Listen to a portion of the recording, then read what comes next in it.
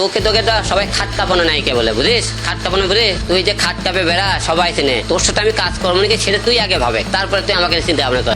তোকে কেউ ভালো বলে? তোকে সবাই খাট কাঁপানো নায়িকা বলে। এখনো সময় আছে, তুই ভালো হয়ে যা। এই সন্তানের মুখের দিকে চেয়ে তুই মানিকের কাছে ফিরে যা। তোকে আমি কি কখনো ফোন দিয়েছি?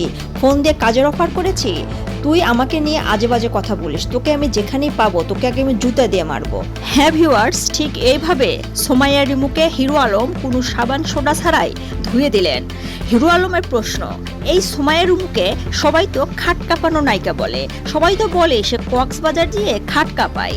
আমার প্রশ্ন এক জায়গায়, হিরো আলম এইভাবে বলছিলেন, আমি তো তাকে কখনো কাজের অফার করিনি। আমি কি কখনো বলেছি যে আমার সাথে কাজ করো?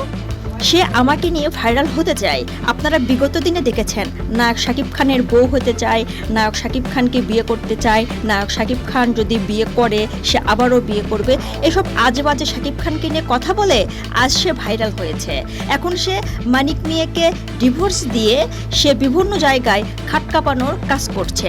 ঠিক এইভাবে হিরো আলম সোমাইয়া রিমুকে নিয়ে বিস্ফোরণ মন্তব্য করলেন। হিরো আলম আরও বললেন, সোমাইয়া রিমু, তোমার একটা সন্তান আছে, সেই সন্তানের দিকে চেয়ে তুমি তোমার স্বামীর কাছে ফিরে যাও। তুমি যেসব কর্মকাণ্ড করছো, তুমি আমাকে নিয়ে বাজে মন্তব্য করো, তুমি আমাকে কি কখনো দেখেছো? আমি যদি তোমাকে কখনো দেখি, সত্যি তোমাকে আমি জুতো দিয়ে মারবো।